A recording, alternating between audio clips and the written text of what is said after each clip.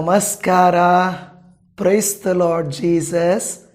ಎಲ್ಲ ನನ್ನ ಪ್ರೀತಿಯ ದೇವಜನರೇ, ನನ್ನ ಪ್ರೀತಿಯ ಸಹೋದರಿ ಸಹೋದರರೇ, ಹಿರಿಯರೇ, ದೇವಜನರೇ, ನಿಮ್ಮೆಲ್ಲರಿಗೂ ಈ ಒಂದು ವಿಶೇಷವಾದಂಥ ಕಾಲದಲ್ಲಿ ಶುಭವೂ ಕೃಪೆಯೂ ಉಂಟಾಗಲಿ.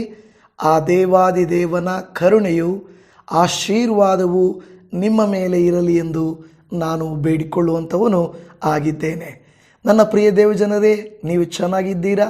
ಖಂಡಿತವಾಗಿಯೂ ನೀವು ಕರ್ತನ ಕೃಪೆಯಿಂದ ಬರುವ ಹೋರಾಟಗಳನ್ನು, ಬಂದೊದಗುವ ಸಮಸ್ಯೆಗಳನ್ನು ನೀವು ಧೈರ್ಯವಾಗಿ ಎದುರಿಸುತ್ತಿದ್ದೀರಿ ಎಂದು ನಾನು ನಂಬುತ್ತಾ ಇದ್ದೇನೆ. ಕರ್ತನ ನಾಮಕ್ಕೆ ಸ್ತೋತ್ರ ಉಂಟಾಗಲಿ. ನಿನ್ನೆ ಒಬ್ಬ ಸಹೋದರಿ ನನಗೆ ಒಂದು ವಾಯ್ಸ್ ಮೆಸೇಜನ್ನು ಕಳುಹಿಸಿದರು. ಅದೇನೆಂದರೆ, ಅವರು ದೇವರಿಗೆ ಪ್ರಾರ್ಥಿಸುವಾಗ, ಯೇಸುವಿಗೆ ಪ್ರಾರ್ಥಿಸುವಾಗ ಅವರ ಮನೆಯ ಹತ್ತಿರುವಂಥ ಒಬ್ಬ ಸಹೋದರಿ ಹೇಳಿದರಂತೆ, ಈ ಶ್ರಮೆ ಮರಣ ದಿನಗಳಲ್ಲಿ, ಈ ಒಂದು 40 ದಿವಸಗಳಲ್ಲಿ ಯೇಸು ಸ್ವಾಮಿ ಹಿಂಸೆಯಲ್ಲಿರುತ್ತಾರೆ, ನೋವಿನಲ್ಲಿರುತ್ತಾರೆ. ಆದುದರಿಂದ ನೀನು ಏನೇ ಪ್ರಾರ್ಥನೆ ಮಾಡಿದರೂ ಕೂಡ ಅದು ಈಗ ಉತ್ತರಿಸಲ್ಪಡೋದಿಲ್ಲ. ಆತನು ಎದ್ದು ಬಂದ ನಂತರ, ಅಂದರೆ ಈಸ್ಟರ್ ದಿನದಂದು ಮಾತ್ರವೇ ನಿನಗೆ ಉತ್ತರ ಸಿಗುತ್ತೆ. ನೀನೀಗ ಏನು ಮಾಡಿದ್ರೂ ಕೂಡ ಉತ್ತರ ಸಿಗಲ್ಲ ಎಂದು ಹೇಳಿದರಂತೆ. ಅದನ್ನು ಕೇಳಿದಾಗ ನನಗೆ ನಗಬೇಕೋ ಇಲ್ಲ ಅಳಬೇಕೋ ಗೊತ್ತಾಗಲಿಲ್ಲ. ಯಾಕೆಂದರೆ ನಾವು 2000 ವರ್ಷಗಳ ಹಿಂದೆ ನಡೆದಿರುವಂಥ ಘಟನೆಯನ್ನು ಇವತ್ತು ನಮ್ಮನ್ನು ಉಜ್ಜೀವನಗೊಳಿಸಿಕೊಳ್ಳಲಿಕ್ಕಾಗಿ ಧ್ಯಾನಿಸುತ್ತಾ ಅದನ್ನು ನೆನೆಸುತ್ತಾ ಇದ್ದೇವೆ ಹೊರತು, ಯೇಸು ಸ್ವಾಮಿ ನೋವಿನಲ್ಲಿರುತ್ತಾರೆ ಅಲ್ವಾ, ಅವರು ಬಾಧೆಯಲ್ಲಿರುತ್ತಾರೆ, ಇದು ತಪಸ್ಸು ಕಾಲ ಇಲ್ಲವೇ ಶ್ರಮೆ ಮರಣ ದಿನಗಳು, ಆತನೇ ನೋವಿನಲ್ಲಿರುವಾಗ ನಿನ್ನ ನೋವನ್ನೆಲ್ಲ ಆತನ ಮೇಲೆ ಯಾಕೆ ಹಾಕ್ತೀಯಾ ಅನ್ನುವಂಥದ್ದು ಇದು ಮೂಢನಂಬಿಕೆ. ಇದರಲ್ಲಿ ಸತ್ಯ ಇಲ್ಲವೇ ಇಲ್ಲ. ನೀವು ಒಪ್ಕೊಳ್ತೀರಾ ಇಲ್ವಾ? ಇಲ್ಲ ಪಾಸ್ಟ್ರೆ, ನೀವು ಹೇಳೋ ಸುಳ್ಳು ಅಂತ ಹೇಳ್ತೀರಾ. ದೇವರಿಗೇನಾದರೂ ಆ ರೀತಿ ಸೂರ್ಯನಿಗೆ ಮೋಡ ಮುಚ್ಚಿದ ಹಾಗೆ, ಇಲ್ಲವೇ ಅಂದರೆ ಏನೋ ಉಪದ್ರವ ಕಾಲ ಬಂದ ಹಾಗೆ ಎಲ್ಲ ಮುಚ್ಚರಿ, ಈಗ ಗ್ರಹಣ ಹಿಡಿದು ಬಿಟ್ಟಿದೆ, ಈಗ ದೇವರಿಗೆ ನೋವಾಗ್ಬಿಟ್ಟಿದೆ, ಈಗ ಕಷ್ಟದಲ್ಲಿದ್ದಾರೆ ಎಂದು ಹೇಳುವುದು ಅಲ್ಲವೇ ಅಲ್ಲ. ನನ್ನ ಪ್ರಿಯ ದೇವಜನರೇ, ಮನುಷ್ಯರ ಪ್ರಾರ್ಥನೆಗಳು ದೇವರು ಯಾವಾಗ ಕೇಳುವುದಿಲ್ಲ, ಅದನ್ನು ತಿಳ್ಕೊಳ್ಳಬೇಕೇ ಹೊರತು ನಾನು ಸಿದ್ಧ ಇದ್ದೀನಿ, ದೇವರು ಸಿದ್ಧ ಇಲ್ಲ ಎಂದು ಹೇಳುವುದು ತಪ್ಪಾದ ಕಾರ್ಯ ಆಗುತ್ತದೆ. ನನ್ನ ಪ್ರಿಯ ದೇವಜನರೇ, ಇನ್ನೂ ಸ್ವಲ್ಪ ಇಂಟ್ರೊಡಕ್ಷನ್ ಆನಂತರ ನಾನು ಕೊಡುತ್ತೇನೆ. ಮೊದಲು ಈ ದಿನದ ಮುಖ್ಯವಾದಂಥ ದೇವರ ವಾಕ್ಯವನ್ನು ಓದಿಕೊಳ್ಳೋಣ ಬನ್ನಿರಿ. ಯೆಶಾಯನ ಪ್ರವಾದನೆಯ ಗ್ರಂಥ, ಅದರ 59ನೇ ಅಧ್ಯಾಯ 2ನೇ ವಚನ. ನಿಮ್ಮ ಅಪರಾಧಗಳೇ ನಿಮ್ಮ ದೇವರಿಂದ ನಿಮ್ಮನ್ನು ಅಗಲಿಸುತ್ತಾ ಬಂದಿವೆ, ನಿಮ್ಮ ಪಾಪಗಳೇ ಆತನು ಕೇಳಲಾರದಂತೆ ಆತನ ಮುಖಕ್ಕೆ ಅಡ್ಡವಾಗಿವೆ. ಇದು ಯೆಶಾಯನ ಪ್ರವಾದನೆಯ ಗ್ರಂಥದಲ್ಲಿ ಬರೆದಿರುವುದು. ಇಲ್ಲಿ ದೇವರು ರೆಡಿ ಇಲ್ಲ, ದೇವರು ಸಿದ್ಧ ಇಲ್ಲ, ದೇವರಿಗೆ ಕಷ್ಟಕಾಲ ಬಂದುಬಿಟ್ಟಿದೆ, ದೇವರು ತಪಸ್ಸು ಕಾಲದಲ್ಲಿದ್ದಾರೆ, ಶ್ರಮೆ ಮರಣ ದಿನಗಳಲ್ಲಿದ್ದಾರೆ ಎಂದು ಹೇಳುವುದು 100% ಸುಳ್ಳು ಬೋಧನೆ. ಅದನ್ನು ನೀವು ನಂಬಬೇಡ್ರಿ. ನಾವು ಬರೀ ಛಾಯೆ ಅಂದರೆ ಈಗ ನೆನೆಸಿಕೊಳ್ಳುತ್ತಿದ್ದೇವೆ ಹೊರತು ಆ ಯೇಸು ಸ್ವಾಮಿಗೆ ಕಂಟಕ ಬಂದಿದೆ, ನಿಜವಾಗಿಯೂ ಈಗ ಶಿಲುಬೆಗೆ ಹಾಕ್ತಾರೆ, ಇನ್ನೂ ಆತನು ಈಸ್ಟರಲ್ಲಿ ಎದ್ದು ಬರೋದು, ಈ ಥರ ಇನ್ನೂ ಮೂಢತ್ವದಲ್ಲಿರುವ ಕ್ರೈಸ್ತರಿದ್ದಾರೆ ಎಂದು ಕೇಳಿಸಿಕೊಳ್ಳುವಾಗ ನನಗೆ ದುಃಖವಾಗುತ್ತದೆ. ಪ್ರಿಯ ದೇವಜನರೇ, ಈ ವಾಕ್ಯ ಏನು ಹೇಳುತ್ತದೆ? ನಿಮ್ಮ ಅಪರಾಧಗಳೇ ನಿಮ್ಮ ದೇವರಿಂದ ನಿಮ್ಮನ್ನು ಅಗಲಿಸುತ್ತಾ ಬಂದಿವೆ. ನಿಮ್ಮನ್ನು ಅಂತ ಹೇಳುತ್ತದೆ ಹೊರತು ದೇವರು ರೆಡಿ ಇಲ್ಲ, ದೇವರು ಅಂತ ಹೇಳಲ್ಲ. ಅರ್ಥ ಆಯ್ತಾ? ಹಾಗಾದರೆ ನಮ್ಮ ಪ್ರಾರ್ಥನೆಗಳು, ನಮ್ಮ ಬೇಡಿಕೆಗಳು, ನಮ್ಮ ಬಿನ್ನಹಗಳು ದೇವರಿಗೆ ಕೇಳಿಸಲ್ಲ, ಆತನು ಸಿದ್ಧ ಇಲ್ಲ ಅಂತಲ್ಲ, ಆತನು ಸಿದ್ಧವಾಗಿದ್ದಾನೆ. ನಾನು ಈ ಮೆಸೇಜ್ ಕೂತ್ಕೊಳ್ಳುವಾಗ ಒಂದು 3 ಲೈನನ್ನು ನಾನು ಬರ್ಕೊಂಡು ಬಂದಿದ್ದೇನೆ. ಆ ಬರೆದಿರುವಂಥದ್ದು ನೋಡಿ, ಪಾಪವು ಆನಂದದ ಭರವಸೆ ಕೊಡುತ್ತದೆ, ಆದರೆ ನೋವು ಕೊಡುತ್ತದೆ. ಮತ್ತೊಂದು ಸಾರಿ ಹೇಳ್ತೇನೆ, ಪಾಪವು ಆನಂದದ ಭರವಸೆ ಕೊಡುತ್ತದೆ, ಆದರೆ ನೋವು ಕೊಡುತ್ತದೆ. ಎರಡನೇದು, ಪಾಪವು ಸ್ವಾತಂತ್ರ್ಯವಿದೆ ಎಂದು ಹೇಳುತ್ತದೆ, ಆದರೆ ಬಂಧನ ಮಾಡುತ್ತದೆ. ಗಮನಿಸಿರಿ, ಪಾಪವು ಸ್ವಾತಂತ್ರ್ಯವಿದೆ ಎಂದು ಹೇಳುತ್ತದೆ, ಆದರೆ ಬಂಧನ ಮಾಡುತ್ತದೆ. ಮೂರನೇದು, ಪಾಪವು ಸಂತೋಷವೆಂದು ತೋರುತ್ತದೆ, ಆದರೆ ಖಾಲಿತನ ಇಲ್ಲವೇ ಒಂಟಿತನವನ್ನು ಕೊಡುತ್ತದೆ. ಅಂದರೆ ಈ ಮೂರು ಪದಗಳಲ್ಲಿ ಭರವಸೆ ಕೊಡುತ್ತದೆ, ಸ್ವಾತಂತ್ರ್ಯವಿದೆ ಎಂದು ಹೇಳುತ್ತದೆ, ಸಂತೋಷವಿದೆ ಎಂದು ತೋರುತ್ತದೆ, ಆದರೆ ನಿಜವಾಗಿ ನೋವು, ನಿಜವಾಗಿ ಬಂಧನ, ನಿಜವಾಗಿ ಖಾಲಿತನ ಇಲ್ಲವೇ ಒಂಟಿತನ ಇರುವುದನ್ನು ನಾವು ನೋಡುತ್ತಾ ಇದ್ದೇವೆ. ಇದರ ಅರ್ಥ ಏನೆಂದರೆ, ದೇವಜನವೇ, ದೇವರಿಂದ ಅಗಲಿರುವುದು ನಾವೇ ಹೊರತು ದೇವರಲ್ಲ. ದೇವರು ದೂರ ಆಗಿಬಿಟ್ಟಿದ್ದಾನೆ, ದೇವರಿನ ಈಸ್ಟರ್ವರೆಗೂ ನಮಗೆ ಸಿಕ್ಕಲ್ಲ, ನೀನು ಯಾಕೆ ಉಪವಾಸ ಮಾಡ್ತೀಯ, ನೀನು ಯಾಕೆ ಪ್ರಾರ್ಥನೆ ಮಾಡ್ತೀಯ, ನೀನು ಯಾಕೆ ದೇವರ ಬಳಿಗೆ ಬರ್ತೀಯ ಅಂತ ಹೇಳಿ ನಮ್ಮನ್ನು ದೇವರಿಂದ ದೂರ ಮಾಡುವುದಲ್ಲ, ನಮ್ಮನ್ನು ದೇವರಿಂದ ಏನು ಮಾಡಬೇಕು, ದೇವರಿಗೆ ನಾವು ಹತ್ತಿರವಾಗಬೇಕು. ಇದಕ್ಕೆ ಈ ವಾಕ್ಯ ಏನು ಹೇಳ್ತಾ ಇದೆ ಅಂದರೆ, ನಿಮ್ಮ ಅಪರಾಧಗಳೇ ನಿಮ್ಮ ದೇವರಿಂದ ನಿಮ್ಮನ್ನು ಅಗಲಿಸುತ್ತಾ ಬಂದಿವೆ. ಯಾವು? ನಿಮ್ಮ ಪಾಪಗಳೇ ಆತನು ಕೇಳಲಾರದಂತೆ ಆತನ ಮುಖಕ್ಕೆ ಅಡ್ಡಿಯಾಗಿವೆ.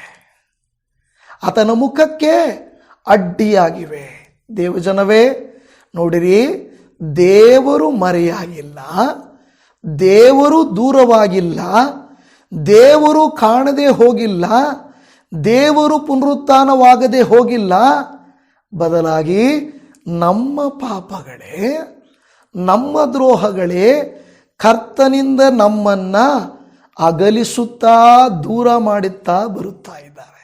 ಹಾಗಾದರೆ ನಾವು ಕರ್ತನಿಗೆ ಬೆನ್ನು ತೋರಿಸಿ ಹೋಗುತ್ತಿದ್ದೇವೆ.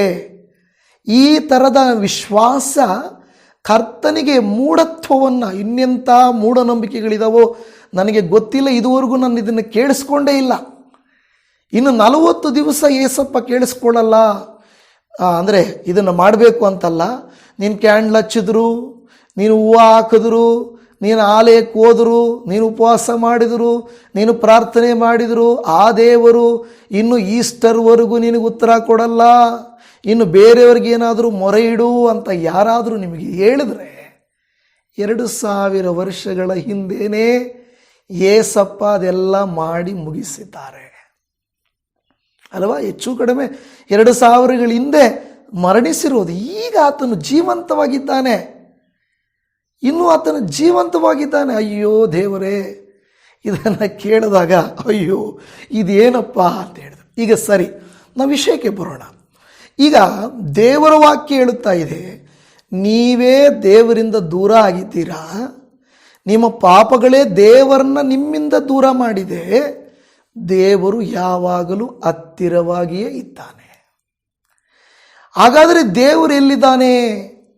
ದೇವರು ಎಲ್ಲಿದ್ದಾನೆ? ದೂರ ಎಲ್ಲೋ ಆತನಿದ್ದಾನಾ? ದೇವರೆಲ್ಲೋ ಇದ್ದಾನ ಆತನು ಅಂತ ಹೇಳಿದರೆ ಆತನು ಎಲ್ಲೋ ಇಲ್ಲ. ನೀವು ತಿರುಗಿಕೊಂಡರೆ ಸಾಕು. ನೀವು ತಿರುಗಿಕೊಂಡರೆ ಸಾಕು. ತಿರುಗಿಕೊಳ್ಳೋದಂದರೆ ಏನಪ್ಪ?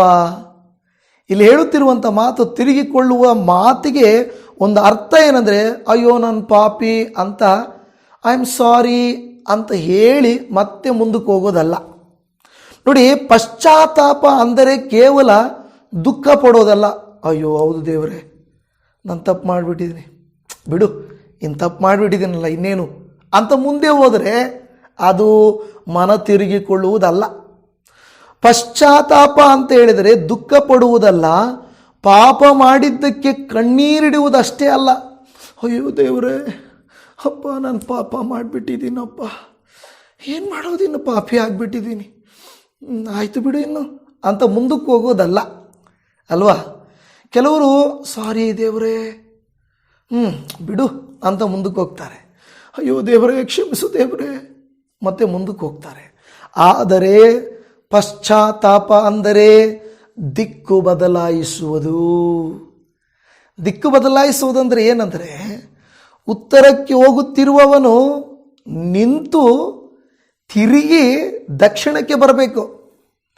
ಉತ್ತರದಿಂದ ಪೂರ್ವಕ್ಕೋ ಪಶ್ಚಿಮಕ್ಕೋ ಹೋಗೋದಲ್ಲ. ಅಲ್ವಾ? ಅರ್ಥ ಆಯ್ತಾ? ಉತ್ತರದಿಂದ ದಕ್ಷಿಣಕ್ಕೆ ತಿರುಗಬೇಕು. ಅಬೌಟ್ ಟರ್ನ್ ಅಂತಾರೆ. ಅಬೌಟ್ ಟರ್ನ್ ಅಂದರೆ ಈ ಕಡೆ ಇರುವ ನೀನು ಈ ಕಡೆ ತಿರುಗಬೇಕು. ದೇವರಿಗೆ ಬೆನ್ನು ತೋರಿಸಿ ಹೋಗುತ್ತಿರುವ ನೀನು ದೇವರ ಕಡೆಗೆ ಉಲ್ಟಾ ತಿರುಗಬೇಕು. ನಾನು ಅನೇಕ ಸಾರಿ ಇದನ್ನು ಹೇಳುತ್ತಾ ಬಂದಿದ್ದೇನೆ. ಕನಿಷ್ಠ ದೇವ್ರ ವಾಕ್ಯ ಹೇಳುತ್ತದೆ, ಯಾಕೆ ನಾವು ತಿರುಗಬೇಕಂದ್ರೆ ದೇವರು ಕಾಯುತ್ತಿದ್ದಾನೆ. ತಡ ಮಾಡಬೇಡ, ದೇವರು ಕಾಯುತ್ತಿದ್ದಾನೆ. ಹೌದು ದೇವಜನವೇ, ಹಿಂದೆ ತಿರುಗಿಕೊಳ್ಳಿ, ತಡ ಮಾಡಬೇಡಿ. ಯಾಕೆ? ದೇವರು ನಿನಗಾಗಿ ನನಗಾಗಿ ಕಾಯುತ್ತಿದ್ದಾನೆ. ನೋಡುತ್ತೇವೆ ನಾವು ಆ ತಪ್ಪಿ ಹೋದ ಮಗನ ಪ್ರಾಡಿಗಲ್ ಸನ್ನ ಒಂದು ವಿಷಯದಲ್ಲಿ ತಂದೆ ಕಾಯುತ್ತಿರುತ್ತಾನೆ. ತನ್ನ ಮಗನು ಎಲ್ಲಿ ಹೋದನೋ, ಏನಾಗಿದ್ದಾನೋ, ಹೇಗಿದ್ದಾನೋ ಗೊತ್ತಿಲ್ಲ, ಬಟ್ ತಂದೆ ಕಾಯುತ್ತಿದ್ದಾನೆ. ಇವತ್ತು ಲೌಕಿಕ ತಂದೆ ತಾಯಿಗಳೇ ತನ್ನ ಮಕ್ಕಳು ಮನ ತಿರುಗಬೇಕು, ಪಾಪವನ್ನು ಬಿಟ್ಟು ಬರಬೇಕು, ಕೆಟ್ಟ ಮಾರ್ಗವನ್ನು ತ್ಯಜಿಸಿ ಬರಬೇಕು, ಅವರ ಸಾಂಗತ್ಯವನ್ನು ಬಿಟ್ಟು ಬಿಡಬೇಕು, ಆ ಕೆಲಸ ಬಿಡಬೇಕು, ಆ ರೀತಿ ನೀತಿಗಳು ಬಿಡಬೇಕು, ಆ ಮಾತುಗಳು ಬಿಡಬೇಕು, ನನಗೆ ಅವಿಧೇಯತ್ವವನ್ನು ತೋರಿಸುವುದು ಬಿಡಬೇಕು. ದೇವರನ್ನ ಬಿಟ್ಟು ತುಂಬ ದೂರ ಹೋಗಿಬಿಟ್ಟಿದ್ದಾರೆ, ಅವ್ರು ಹಿಂತಿರುಗಿ ಬರಬೇಕು ಅಂತ ತಂದೆ ತಾಯಿ, ಗಂಡ ಹೆಂಡತಿ, ಮನೆಯವರು, ನಮ್ಮ ಸಭೆಯವರು ಕಾಯುವುದಕ್ಕಿಂತಲೂ ಅಧಿಕವಾಗಿ ಯಾರು ಕಾಯ್ತಾ ಇದ್ದಾರೆ? ಏಸಪ್ಪ ಕಾಯ್ತಾ ಇದ್ದಾರೆ. ಏಸಪ್ಪ ಕಾಯ್ತಾ ಇದ್ದಾರೆ. ಅದಕ್ಕೆ ಹೇಳುತ್ತಿರುವಂಥ ಮಾತು ಇಲ್ಲೇನೆಂದರೆ, ಹಿಂದೆ ತಿರುಗಿಕೊಳ್ಳ್ರಿ, ಇವತ್ತೇ ತಿರುಗಿಕೊಳ್ಳ್ರಿ, ತಡ ಮಾಡಬೇಡ್ರಿ. ಕಾರಣ ದೇವರು ಕಾಯುತ್ತಿದ್ದಾನೆ. ಯೇಸು ಸ್ವಾಮಿ ಮತ್ತಾಯನು ಬರೆದ ಸುವಾರ್ತೆಯಲ್ಲಿ ಅದರ 4ನೇ ಅಧ್ಯಾಯದ 17ನೇ ವಾಕ್ಯದಲ್ಲಿ ಯೇಸುವು ಪರಲೋಕ ರಾಜ್ಯವು ಸಮೀಪಿಸಿತು, ದೇವರ ಕಡೆಗೆ ತಿರುಗಿಕೊಳ್ಳಿರಿ ಎಂದು ಸಾರಿ ಹೇಳುವುದಕ್ಕೆ ಪ್ರಾರಂಭಿಸಿದನು.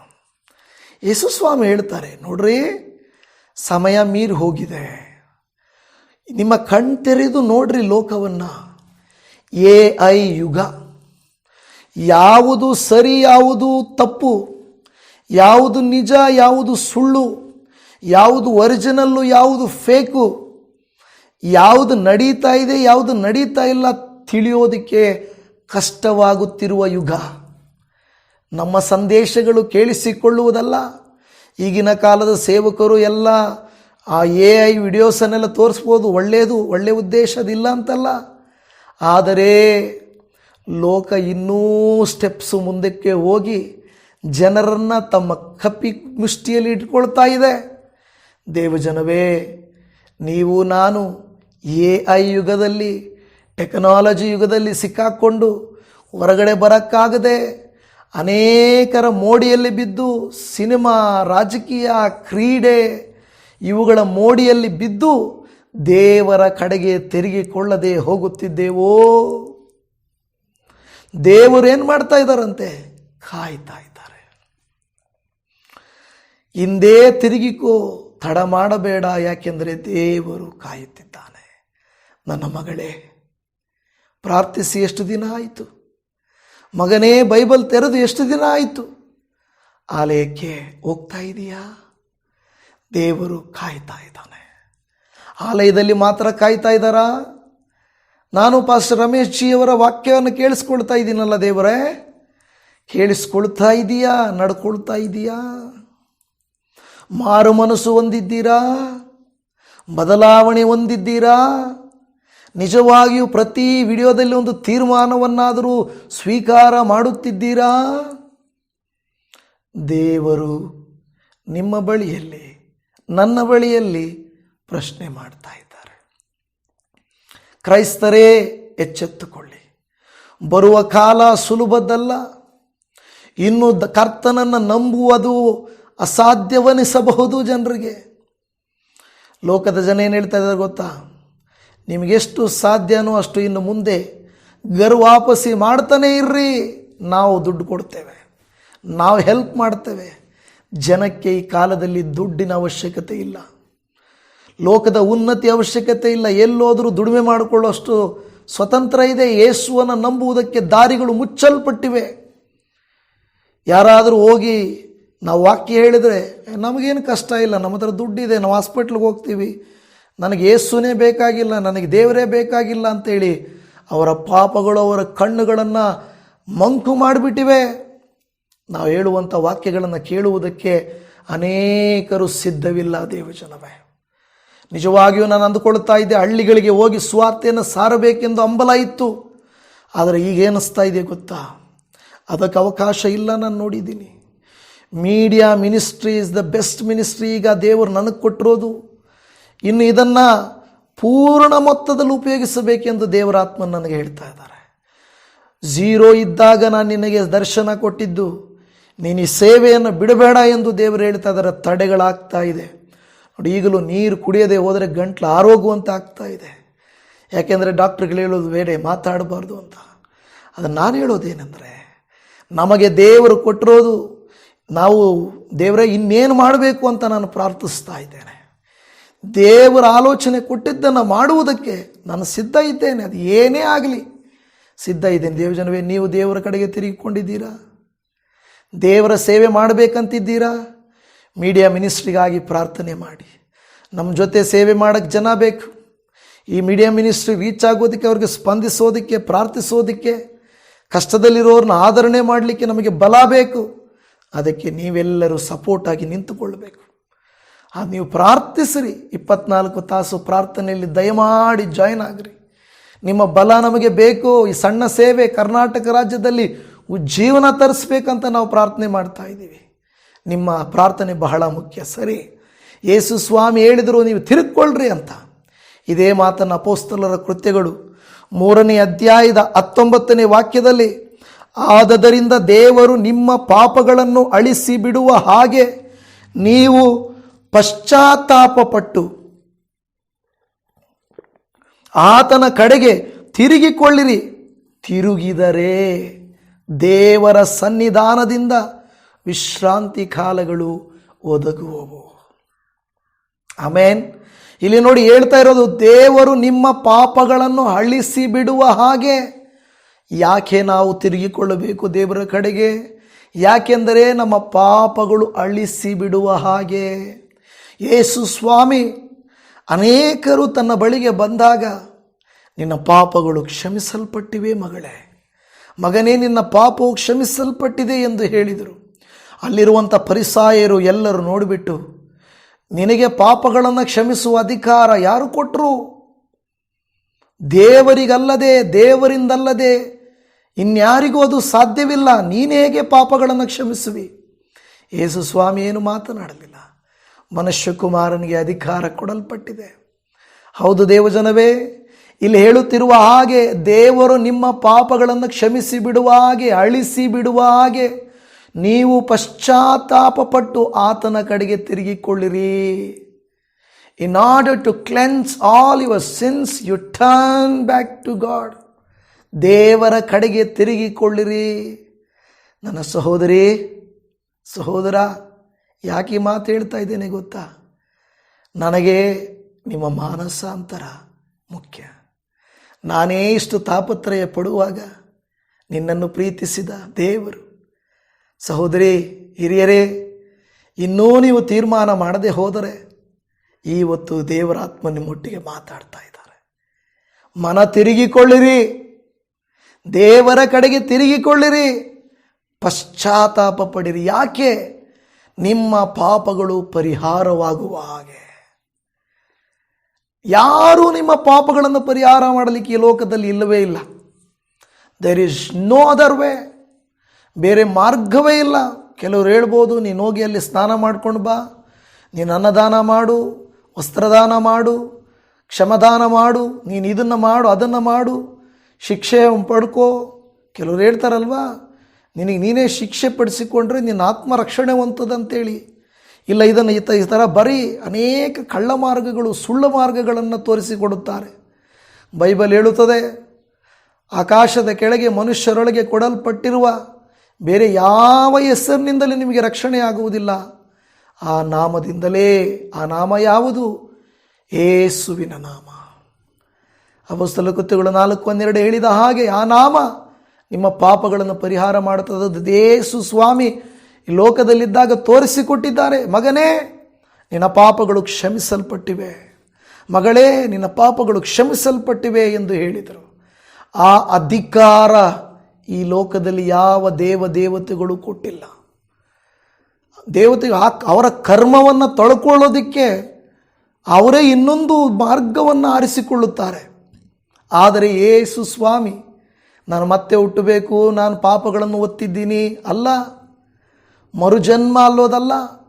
ಯೇಸು ಸ್ವಾಮಿ ಈ ಸಾರಿ ನಾನು ನಿಮ್ಮ ಪಾಪ ಒತ್ಕೊಂಡಿದ್ದೀನಿ, ನಾನು ಮತ್ತೆ ಹುಟ್ಟು ಬರ್ತೀನಿ ಅಂತ ಹೇಳಲಿಲ್ಲ.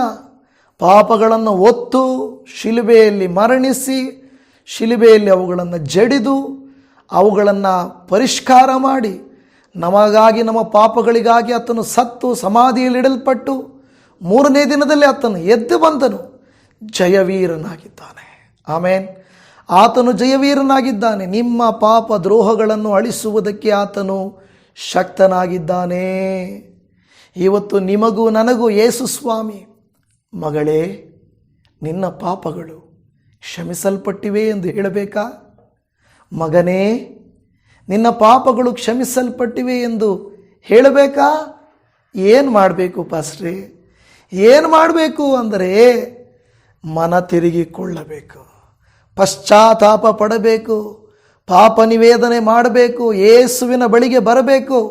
ಆಗ ಯೇಸುವಿನ ಬಳಿಗೆ ಬರೋದಂದ್ರೆ ನಾನು ಹೇಳಿದ್ನಲ್ವಾ, ಸಾರಿ ದೇವರೇ ಅನ್ನೋದು, ಮೊಸಳೆ ಕಣ್ಣೀರು ಹಾಕಿ ಕಳ್ಳ ಕಣ್ಣೀರು ಹಾಕಿಬಿಟ್ಟು, ದೇವರೇ ಇನ್ನು ಮೇಲೆ ನಾನು ಪಾಪ ಮಾಡಲ್ಲ, ನಾನು ವ್ಯಭಿಚಾರ ಮಾಡಲ್ಲ, ನಾನು ಕಳ್ಳತನ ಮಾಡಲ್ಲ, ನಾನು ಸುಳ್ಳು ಹೇಳಲ್ಲ, ನಾನು ಹಣ ಆಸೆ ಪಡಲ್ಲ, ನಾನು ಲೌಕಿಕ ಆಸೆ ಪಡಲ್ಲ, ಅಯ್ಯೋ ಅಂತ ಹೇಳಿಬಿಟ್ಟು ಇವತ್ತು ಕಣ್ಣೀರು ಒರೆಸ್ಕೊಂಡು ನಾಳೆ ಸ್ವಾಮಿ ನಾನು ಸಾರಿ ಲಾರ್ಡ್ ಮತ್ತೆ ತಪ್ಪೋದೆ ದೇವರೇ ಅಂತ ಹೇಳಿ ಕಣ್ಣೀರು ಹಾಕುವಂಥ ಪಶ್ಚಾತ್ತಾಪ ಅಲ್ಲ ದೇವರಿಗೆ ಬೇಕಾಗಿರುವಂಥದ್ದು.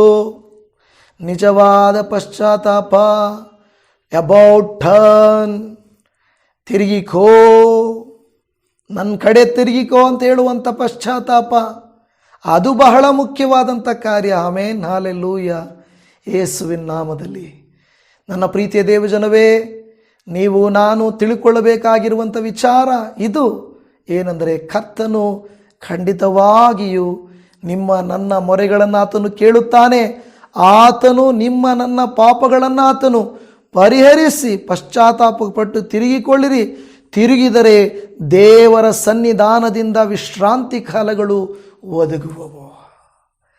1 ಯೋಹಾನ 1:9 ಹೇಳುತ್ತದೆ, ನಮ್ಮ ಪಾಪಗಳನ್ನು ಒಪ್ಪಿಕೊಂಡು ಅರಿಕೆ ಮಾಡಿದರೆ ಆತನು ನಂಬಿಗಸ್ತನೂ ನೀತಿವಂತನೂ ಆಗಿರುವುದರಿಂದ ನಮ್ಮ ಸಕಲ ಪಾಪಗಳನ್ನು ಪರಿಹರಿಸಿ ನಮ್ಮನ್ನು ಶುದ್ಧಿ ಮಾಡುವನು.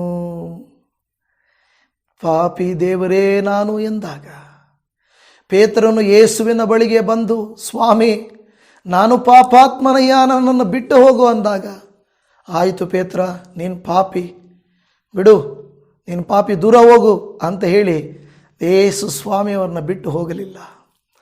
ಪೇತ್ರ, ನೀನು ಪಾಪಿನೇ, ನೀನು ಇಷ್ಟು ದಿನ ಪಾಪದಲ್ಲಿದ್ದೆ, ಆದರೆ ಇನ್ನು ಮುಂದೆ ಪಾಪವನ್ನು ಬಿಟ್ಟು ಮನುಷ್ಯರನ್ನು ಹಿಡಿಯುವಂಥ ಬೆಸ್ತನಾಗು ಬಾ ಎಂದು ರೂಪಾಂತರ ಪಡಿಸಿದನು. ಇವತ್ತು ನಾವು ಯೇಸುವನ್ನು ನಂಬಿರುವುದು ಕೊಡುವ 1 kg ಅಕ್ಕಿಗೋಸ್ಕರನೋ, ಸ್ವಲ್ಪ ದುಡ್ಡುಗೋಸ್ಕರನೋ, ಕಾಣಿಕೆಗಳಿಗೋಸ್ಕರನೋ, ದಶಂಭಾಗಗಳಿಗೋಸ್ಕರನೋ ಅಲ್ಲ. ದೇವಜನವೇ, ಈ ಸೇವೆ ಮಾಡ್ತಾ ಇರೋದು ನಾವು ಎಂದಿಗೂ ಯಾರಾದರೂ ಕೊಡ್ತಾರೆ ಅಂತ ನಾವು ಮಾಡ್ತಾ ಇಲ್ಲ. ನಾನು ಹೇಳೋದು ಯಾವಾಗಲೂ, ದೇವರೇ ನೀವು ಕೊಟ್ಟರೆ ನಾವು ಮಾಡ್ತೀವಿ, ನಂಬಿಗಸ್ತರಾಗಿರ್ತೀವಿ ದೇವರೇ. ನಾನು ಹೇಳೋದು ದೇವಜನವೇ, ನೀವು ಹಾಗೆ ದೇವರಿಗೆ ಹೇಳ್ರಿ, ಅಪ್ಪ ನೀನೇನು ಆಶೀರ್ವಾದ ಈ ಲೋಕದಲ್ಲಿ ಕೊಡ್ತೀಯೋ ನಾನು ನಿನಗೆ ನಂಬಿಗಸ್ತನಾಗಿರುತ್ತೇನೆ, ನಂಬಿಗಸ್ತಳಾಗಿರುತ್ತೇನಪ್ಪ. ಕೊಟ್ಟರೆ ನಾನು ನಿನಗೆ ಕೊಡ್ತೀನಿ, ಕೊಟ್ಟಿಲ್ವಾ ಇಲ್ಲ. ಏನು ಆರೋಗ್ಯ ಕೊಡ್ತೀಯಾ, ನಾನು ನಿನಗಾಗಿ ಜೀವಿಸ್ತೇನೆ. ಆಯಸ್ಸು ಕೊಡ್ತೀಯಾ, ನಾನು ನಿನಗೋಸ್ಕರ ಜೀವಿಸ್ತೇನೆ. ಆಶೀರ್ವಾದ ಕೊಡ್ತೀಯಾ, ನಾನು ನಿನಗೋಸ್ಕರ ಜೀವಿಸ್ತೇನೆ. ಕೊಟ್ಟಿಲ್ವಾ, ಮಣ್ಣಿಗೆ ಮಣ್ಣಾಗಿ ಮಾಡ್ತೀಯಾ. Praise the Lord, praise the Lord. ಉಳಿಸಿದರೆ ನಿನಗಾಗಿ, ಪೌಲನು ಹೇಳುವಂತೆ ಬದುಕಿದರು, ಸತ್ತರು ನಿನಗೋಸ್ಕರ. ಈ ಮಾತನ್ನು ನೀವು ನಾನು ಹೇಳಲಿಕ್ಕೆ ಸಾಧ್ಯ ಇದೆಯಾ ದೇವಜನವೇ? ನಾವು ಸಾಧ್ಯ ಆಗುವಂತೆ ನಾವು ಪ್ರಾರ್ಥಿಸೋಣ. ಕರ್ತನ ಕರುಣೆಯ ಕರಕ್ಕೆ ನಮ್ಮನ್ನು ಒಪ್ಪಿಸಿಕೊಡೋಣವಾ? ಇನ್ನೂ ತುಂಬ ವಾಕ್ಯಗಳಿದೆ, ಆದರೆ ನಾನು ತುಂಬ ಹೊತ್ತು ತೆಗೆದುಕೊಳ್ಳೋಕ್ಕಾಗುವುದಿಲ್ಲ. ಪ್ರಾರ್ಥನೆ ಮಾಡಿಕೊಳ್ಳೋಣ. ಪರಮ ತಂದೆಯಾದ ದೇವರೇ, ಈ ದಿನ ನಾವು ಧ್ಯಾನಿಸಿರುವುದು 3-4 ವಾಕ್ಯಗಳಾದರೂ ಕೂಡ ಬಹಳ ಆಳವಾದ ವಿಚಾರಗಳನ್ನು ನೀವು ತಿಳಿಯಪಡಿಸಿದ್ದೀರಿ ದೇವ. ನಿಮ್ಮ ಪ್ರೀತಿಯುಳ್ಳ ನಾಮಕ್ಕೆ ನಾವು ಸ್ತೋತ್ರ ಮಾಡುತ್ತೇವೆ ಅಪ್ಪ. ಈ ದಿನದಲ್ಲಿ ನೀವು ನಮ್ಮ ಹತ್ರ ಮಾತಾಡಿದ್ದೀರಾ. ಹಿಂದೆ ತಿರುಗಿಕೊಳ್ಳಿ. ಇದೇ ಒಳ್ಳೆಯ ದಿನ, ಇದೇ ರಕ್ಷಣೆಯ ದಿನ. ಹಿಂದೆ ತಿರುಗಿಕೊಳ್ಳಿ, ತಡ ಮಾಡಬೇಡಿ. ಹೌದಪ್ಪ, ನಾವು ಇನ್ನೂ ಲೋಕವನ್ನು ನೋಡಿ, ಲೋಕದ ರೀತಿ ನೀತಿಗಳನ್ನು ನೋಡಿ, ಅವುಗಳ ಹಿಂದೆ ಓಡುವುದನ್ನು ಬಿಟ್ಟು ನಾವು ಹಿಂತಿರುಗಿ ಬರುವಂತೆ ನಮಗೆ ಸಹಾಯ ಮಾಡು. ಕಾರಣ ನೀವು ನಮಗಾಗಿ ಕಾಯುತ್ತಿರುತ್ತೀರಿ ಏಸಪ್ಪ. ನಜರೇತಿನ ಯೇಸು ಕ್ರಿಸ್ತನ ಪ್ರೀತಿಯುಳ್ಳ ಪವಿತ್ರವಾದ ನಾಮದಲ್ಲಿ ಈ ದಿನದಲ್ಲಿ ಇಲ್ಲಿ ನೆರೆದಿರುವಂಥ ಎಲ್ಲ ದೇವ ಮಕ್ಕಳನ್ನು, ಈ ವಿಡಿಯೋ ಯಾವ ಸಹೋದರಿ ಸಮಯ ಕೊಟ್ಟು ಇದುವರೆಗೂ ನೋಡಿದ್ದಾರೋ, ಸಮಯ ಕೊಟ್ಟು ಸ್ವಾಮಿ ದೇವರೇ ವಾಕ್ಯಗಳನ್ನು ಆಲಿಸಿದ್ದಾರೋ, ಕುಟುಂಬವಾಗಿ ವೈಯಕ್ತಿಕವಾಗಿ ಆಲಿಸಿದ್ದಾರೋ, ಅವರ ಜೀವಿತಗಳನ್ನು ನೀನು ಮಾರ್ಪಡಿಸು ಯೇಸುವಿನ ನಾಮದಲ್ಲಿ. ಕೃಪೆ ತೋರಿಸು ಯೇಸುವಿನ ನಾಮದಲ್ಲಿ. ದಯ ತೋರಿಸು ಯೇಸುವಿನ ನಾಮದಲ್ಲಿ. ಅಪ್ಪ, ಯಾವುದಾದರೂ ಪಾಪಗಳು ಅಡ್ಡಗೋಡಿಯಾಗಿ ಇವರ ಮಧ್ಯೆ ನಿಮ್ಮ ಮಧ್ಯೆ ಇದ್ದರೆ ವಾಕ್ಯದ ಚಮ್ಮಟಿಯಿಂದ ಒಡೆದು ಶಾಪಗಳನ್ನು ಪಾಪಗಳನ್ನು ಒಡೆದು ಬೀಳಿಸಿ ನೀವೊಂದು ಮಾತು ಹೇಳಪ್ಪ, ಮಗಳೇ ನಿನ್ನ ಪಾಪಗಳು ಕ್ಷಮಿಸಲ್ಪಟ್ಟಿವೆ, ಮಗನೇ ನಿನ್ನ ಪಾಪಗಳು ಕ್ಷಮಿಸಲ್ಪಟ್ಟಿವೆ. Thank you Lord. ದೇವಜನವೇ, ಯಾರು ನಂಬಿ ಹೌದಪ್ಪ ನಾನು ನಂಬುತ್ತೇನೆ, ನನ್ನ ಪಾಪಗಳನ್ನು ಪರಿಹರಿಸು, ಹಿಂದೆ ಇವತ್ತೇ ಈಗಲೇ ನನ್ನೆಲ್ಲ ಪಾಪ ಅಪರಾಧಗಳನ್ನು ಕ್ಷಮಿಸಯ್ಯ. ತಡೆಗೋಡೆಯನ್ನು, ಪಾಪದ ತಡೆಗೋಡೆಯನ್ನು, ಓ ಸ್ತೋತ್ರ, ಆಮೇನ್ ಆಮೇನ್ ಸ್ತೋತ್ರ, ವಾಕ್ಯದ ಚಮ್ಮಟಿಯಿಂದ ಒಡೆದು ಗೋಡೆಯನ್ನು ಬೀಳಿಸುವಂತೆ ಪಾಪವನ್ನು ಚೂರು ಚೂರಾಗಿ ಮಾಡು. ಕನ್ನಡಿಯು ಒಡೆದು ಚೂರಾಗಿ ಪುಡಿಯಾಗುವಂತೆ ನನ್ನ ಪಾಪ ದ್ರೋಹಗಳೆಲ್ಲ ಚೂರಾಗಲಿ. ನನ್ನ ನಡೆದಿರುವ ಅನಾರೋಗ್ಯವೆಂಬ ಬೇರೆ ಪಾಪ, ಆ ಪಾಪದ ನಿಮಿತ್ತವಾಗಿ ಬಂದಿರುವಂಥ ಶಾಪ, ಅದರ ನಿಮಿತ್ತವಾಗಿ ಬಂದಿರುವ ಎಲ್ಲ ಕೇಡು, ಸಾಲ, ಸಮಸ್ಯೆ, ನೋವು, ಸಂಬಂಧದಲ್ಲಿ ಬಿರುಕುಗಳು, ತೊಂದರೆಗಳು ಯೇಸುವಿನ ನಾಮದಲ್ಲಿ ಲಯವಾಗಲಿ. ಆಮೇನ್, ಹಲ್ಲೆಲೂಯಾ. ಇವತ್ತು ಈ ಪ್ರಾರ್ಥನೆಯಲ್ಲಿ ಏಕೀಭವಿಸಿದ ಪ್ರತಿ ಸಹೋದರನು ಸಹೋದರಿಯು ಯೇಸು ಕ್ರಿಸ್ತನ ರಕ್ತದಲ್ಲಿ ಶುದ್ಧೀಕರಿಸಲ್ಪಡಲಿ. ಆಮೇನ್, ಆಮೇನ್, ಆಮೇನ್. ಏಸಪ್ಪ, ನಿನಗೆ ಸಮಸ್ತವೂ ಸಾಧ್ಯ, ನಿಮ್ಮಿಂದ ಆಗದೇ ಇರುವಂಥ ಕಾರ್ಯ ಒಂದು ಇಲ್ಲ. ನಜರೇತಿನ ಯೇಸು ಕ್ರಿಸ್ತನ ನಾಮದಲ್ಲಿ ಇವತ್ತು ಈಗಲೇ ನಾವು ಪ್ರಾರ್ಥನೆ ಮಾಡುತ್ತೇವೆ. ಕನಿಕರಿಸು, ದಯ ತೋರಿಸು ಯೇಸು ನಾಮದಲ್ಲಿ. ಎಲ್ಲ ಅಪರಾಧಗಳು, ಪಾಪಗಳು ತೊಳೆದು ಬಿಟ್ಟು ಅಪ್ಪ ನಿನ್ನ ಸನ್ನಿಧಿಯಲ್ಲಿ ವಿಶ್ರಾಂತಿಯನ್ನು ಇವರಿಗೆ ಅನುಗ್ರಹಿಸಿಕೊಡಪ್ಪ. ಬಿಡುಗಡೆಯನ್ನು, ಸ್ವಾತಂತ್ರ್ಯವನ್ನು ಅನುಗ್ರಹಿಸಿಕೊಡಪ್ಪ. ನಿನ್ನ ಪರಲೋಕದ ಕೃಪಾ ಆಶೀರ್ವಾದಗಳು ನಿತ್ಯ ನಿರಂತರವಾಗಿರಲಿ. ಯಾವ ಸಭೆಗೆ ಸೇರಿರಲಿ, ಯಾವ ಊರಿಗೆ ಸೇರಿರಲಿ, ಯಾವ ಪ್ರಾಂತ್ಯಕ್ಕೆ ಸೇರಿರಲಿ, ಈ ವಾಕ್ಯಗಳು ಅವರ ಮನವನ್ನು ಮುಟ್ಟಿ ಅವರ ಜೀವಿತಗಳನ್ನು ಅನುಗ್ರಹಿಸಲಿ ಎಂದು ಬೇಡಿಕೊಳ್ಳುತ್ತಾ ಇದ್ದೇವೆ. ನಮ್ಮ ಮೊರೆಯನ್ನು ಆಲಿಸಿದ್ದಕ್ಕಾಗಿ ಸ್ತೋತ್ರ ಮಾಡುತ್ತಾ ಇದ್ದೇವಪ್ಪ. ಅತ್ಯುನ್ನತರೇ ನಿಮಗೆ ಸ್ತೋತ್ರ. ಅದ್ಭುತ ಸ್ವರೂಪನಾದ ದೇವರೇ ನಿನಗೆ ಸ್ತೋತ್ರ. ಈ 40 ದಿವಸಗಳು ನಾವು ಮಾಡುವ ಈ ಪ್ರಾರ್ಥನೆಗಳು ಯೇಸು ನಾಮದಲ್ಲಿ ಬದಲಾಗಲಿ. Amen, hallelujah Jesus. Thank you Lord, thank you Lord, thank you Lord, thank you. ಇವತ್ತು ಪ್ರಾರ್ಥನೆಯಲ್ಲಿ ಏಕೀಭವಿಸಿದ ಸಹೋದರಿಯನ್ನು ಸಹೋದರನನ್ನು ಕನಿಕರಿಸಿ ಆಶೀರ್ವದಿಸಿ. ಎಲ್ಲ ತಡೆಗಳು, ತೊಂದರೆಗಳು ಯೇಸು ನಾಮದಲ್ಲಿ ಎಲ್ಲ ಬಂಧನಗಳು ಮುರಿಯಲ್ಪಟ್ಟು, ಜಜ್ಜಲ್ಪಟ್ಟು, ಒಡೆಯಲ್ಪಟ್ಟು ಕರ್ತನೆ ಬಿಡುಗಡೆ ಉಂಟಾಗಲಿ ಎಂಬುದಾಗಿ ನಮ್ಮ ಪ್ರಾಣಪ್ರಿಯನು, ನಮ್ಮ ರಕ್ಷಕನು, ನಮ್ಮನ್ನು ಬಿಡುಗಡೆಗೊಳಿಸಿದಾತನು, ಸದಾ ಜೀವಿಸುವಾತನು, ಕೂಗಿದಾಗ ನಮ್ಮ ಮೊರೆಯನ್ನು ಆಲಿಸಿ ನಮಗೆ ಬಿಡುಗಡೆಯನ್ನು ಕೊಡುವಾತನು ಆಗಿರುವ ನಮ್ಮ ರಕ್ಷಕನಾದ ಯೇಸು ಕ್ರಿಸ್ತನ ಪ್ರೀತಿಯುಳ್ಳ ಪರಿಶುದ್ಧವಾದ ನಾಮದಲ್ಲಿ ಪ್ರಾರ್ಥಿಸುತ್ತೇವೆ ಪರಮ ತಂದೆಯೇ. ಆಮೇನ್ ಆಮೇನ್. ನನ್ನ ಪ್ರೀತಿಯ ದೇವಜನವೇ, ನಿಮ್ಮೆಲ್ಲರಿಗೂ ಶಲೋಮ್. Praise the Lord Jesus. God bless you.